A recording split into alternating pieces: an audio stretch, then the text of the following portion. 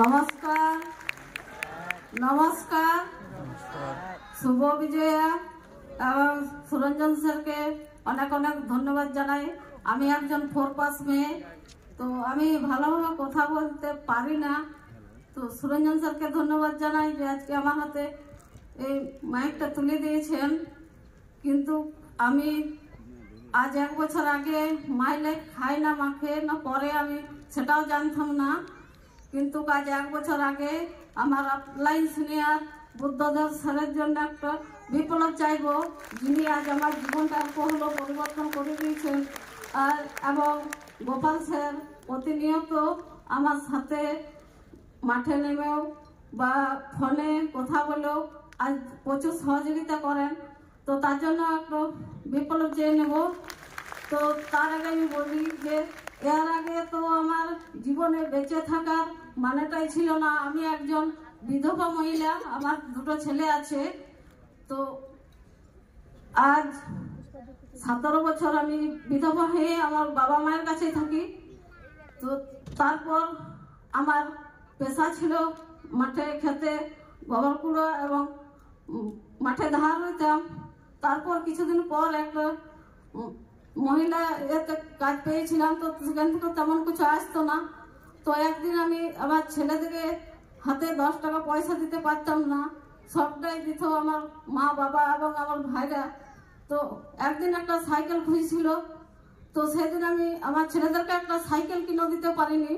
কিন্তু আজ 1 বছর আগামী 2024-এ 30শে জুন শুভজিৎ স্যার আমাকে দেখিয়েছিলেন প্রোগ্রামটা। তারপর আমি 1 জুলাই জয়েন করি। তো 1 জুলাই জয়েন করার পর আমি এইখান থেকে যে সম্মান পেয়েছি মানে বলার ভাষা নেই। তো কি বলবো, বলার কোনো মানে বলতেই পারছি না। এত অ্যাচিভমেন্ট, এত সম্মান, এত ইনকাম, তো এইখান থেকে আমি মানে থাইল্যান্ডে শিকার হয়েছি। একজন 4 পাস মেয়ে, কোনো না জানে লিখতে, না জানে ভালোভাবে পড়তে। তো আমি আপলাইন সিনিয়র লিডারদেরকে প্রণাম জানাই। তো কি বলবো, বলার ভাষা নেই। যদি আমি 4 পাস মেয়ে হয়ে একজন করতে পারি, তো আপনারা প্রত্যেকেই করতে পারবেন। তো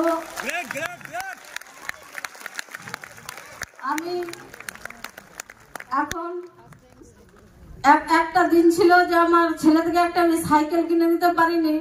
তো আজকে এই 1 বছরের মধ্যে প্রায় 11 মাসের মধ্যে আমি অল্টো সুজুকিও নিয়েছি এবং আমি স্কুটিও নিয়েছি এবং আমি ইনকাম করি মাসে 1,20,000-এর ওপরে।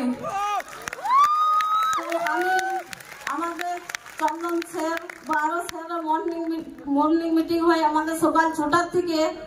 তো 6টা থেকে 7:30 পর্যন্ত আমি মর্নিং মিটিংটা দেখি শুনি।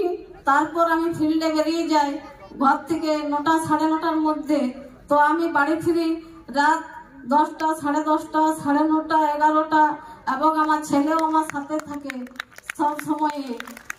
তো বলার কি বলবো, যে অনেকে আমাকেও বলেছিল যে এ জায়গায় কিছু হয় না, একজন গয়লা মেয়ে 4 পাস গয়লা মেয়ে হয়ে কি করতে পারে।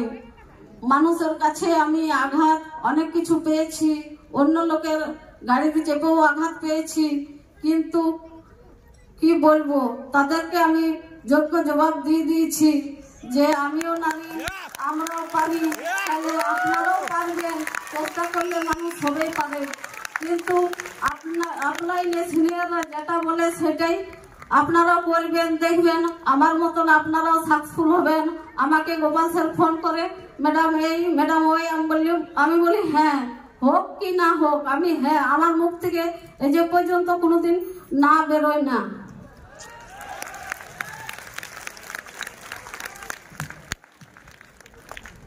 Much madam, wish you all the best.